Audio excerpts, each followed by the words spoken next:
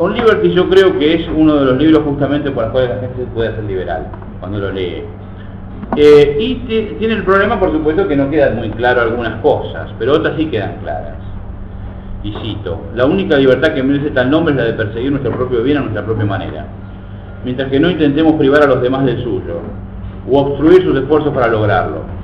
Cada uno es el mejor guardián de su salud, sea física, mental o espiritual.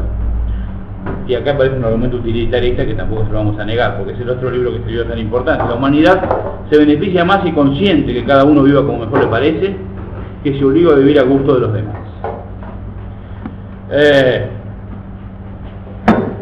Yo creo que además un libro se nota, además de por las críticas posteriores, por las influencias que tiene, por la fertilidad, y pocos libros tan clásicos como este que han inspirado tantas cosas.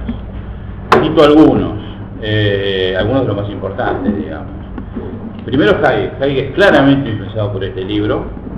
El Constitution of Liberty lo cita permanentemente, o permanentemente no, varias veces, aprobatoriamente, por ejemplo en los casos de en contra de los impuestos progresivos, etcétera, etcétera. Y el otro personaje también muy interesante, que está claramente influenciado por Mill, es Paul Feyerabend, que también lo reconoce explícitamente. Digo, es Paul Feyerabend, el filósofo de la ciencia. Y a Voltaire también lo menciona. Sí, pero ya Voltaire como me gusta menos, por eso no lo pongo. Pero sí, no, la cita, obviamente la influencia pero me gusta lo de Feyerabend cuando dice todo lo bueno que hay en Popper, aunque Feyerabend, como se recordarán ustedes, cuando le dijeron que era popperiano, dijo, bueno, yo fui a las clases de Popper, pero que fuera popperiano es otra cosa. Pero dijo todo lo bueno que hay en Popper, o lo poco de bueno que hay en Popper, o se fue de mí. Y él lo reconoce como antecedente histórico de anarquismo metodológico. Totalmente. Lo cual no sé si es bueno para mí, pero bueno. Es importante, digamos, ¿no? Y yo creo que lo mejor del libro es eso, esa expresión, creo yo, de las mejores escritas, lo que significa ser liberal y qué significa creer en este principio del daño, o sea que cada uno puede lo quiere exacto que dañe al tercero, ¿no? Y nadie lo ha expresado, creo yo, mejor que Mill eso. Por eso, bueno, su vigencia. Y lo peor del libro, claramente, que el estudio de Rodríguez Brown, que después citaré, lo remarca, no son ya sus contradicciones, porque las contradicciones son flagrantes, en su momento se las dijeron y se las denunciaron, sino yo creo más sus omisiones. Creo que lo peor del libro son las omisiones. Creo que Mill, al escribir en la Inglaterra del libro de 1859, Mill de alguna manera subestima los problemas estatales, los problemas, digamos, de la opresión estatal. Claramente le dijeron eso y yo creo que eso se ve claramente. Es decir, lo subestima porque creía que en la Inglaterra de su época eso era, no digo imposible, pero muy improbable. Y claramente por eso se preocupa más por los aspectos que se llama de tiranía social, etcétera, etcétera. Aunque él mismo, y en el mismo texto aparecen referencias a estas tiranías de la democracia, etcétera, etcétera, de todas maneras él claramente ve o quiere ver que el primer problema es de la tiranía social. Eso yo creo que fue un problema, es decir, a mi juicio hay una ingenuidad en el libro que es clara. Hay una ingenuidad, digamos, ante el Estado que sí da lugar a muchas cosas. De hecho, los socialistas fabianos lo tenían como y los Webb concretamente, los creadores de la Unión Económica, lo tenían, diría, como su santo patrono o algo así. Había Stuart Mill y tal cosa pudiéramos decir. De hecho fue, también hablando de eso, ya que estamos el padrino de Bertrand Russell, ¿no? Pero eso fue por los padres, o por causa de los padres de Russell. Pero tenía, digamos, y yo creo que sí da lugar a eso. Ahora vamos a decirlo más concretamente cuando veamos lo que dicen Mises y Hayek sobre el tema, que a mi juicio es muy interesante para ver esto, ¿no? En síntesis, siguiendo con esto, yo diría, porque para ir diciendo algo concreto, fue un socialista Mill. Consideramos a los socialistas como socialistas utópicos, al decir de Marx, claramente era un socialista. O a ver, compartía los mismos ideales que los socialistas utópicos, eso no se puede negar, me parece. Bueno, él lo ha dicho, inclusive lo escribe, así que no podemos decir que no es socialista. Ahora, como digo, si todos los socialistas fueran como Mill, bueno, creo que la cosa sería bastante distinta. Como digo, tenía muchas, no sé si decir exactamente, si contradicciones y sí, o para él estaría claro, o para él estaría por ahí gradaciones, digamos, ¿no? Compartía muchos ideales, creo que esa es la manera más clara de decirlo, y claramente sí, influenciados por Harriet.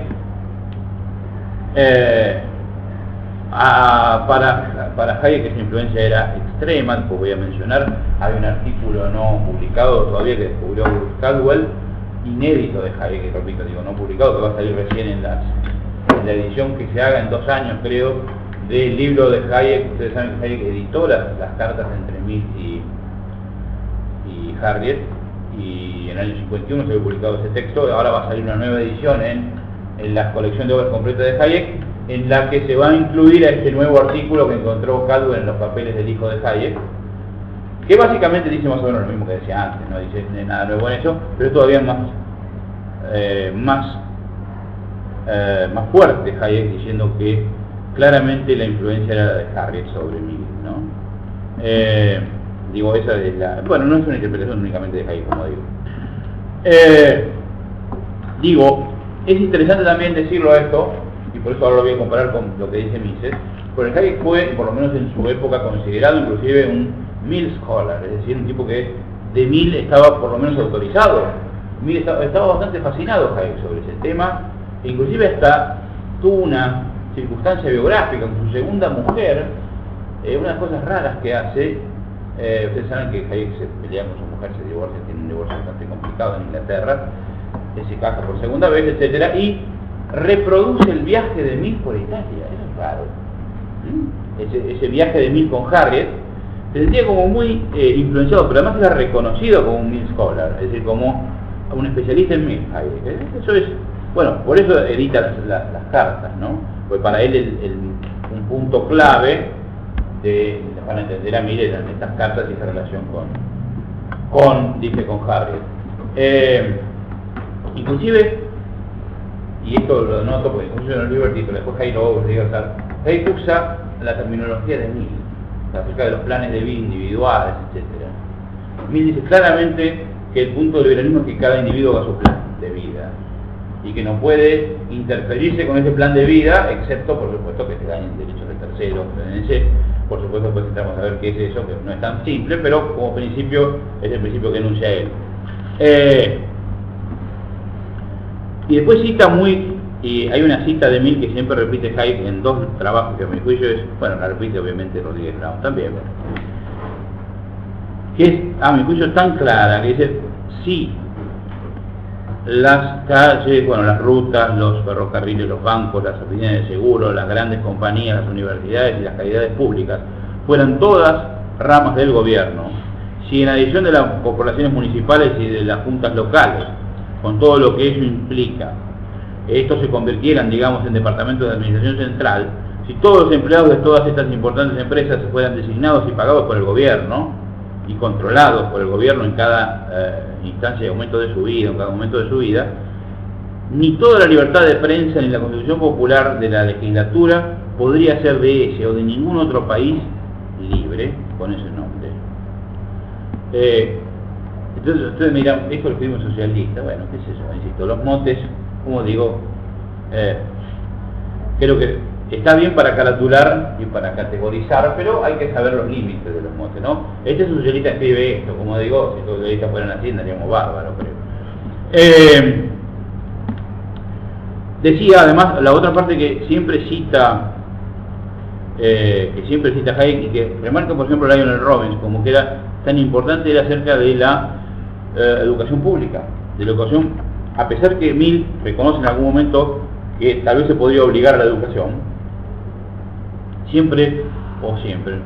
casi siempre, porque hay un punto donde hay alguna pequeña discusión, va en contra de la educación pública, no así de la educación obligatoria, digamos, pero sí de la educación pública. Obviamente porque forma gente igual, como una máquina de asimilar, digamos, ¿no? Digo, pasando a esto, a esas diferencias que planteo entre Mises y Hayek, hay un par de afirmaciones de Mises que creo que por eso es importante analizar. Mises, ustedes saben, es muy duro con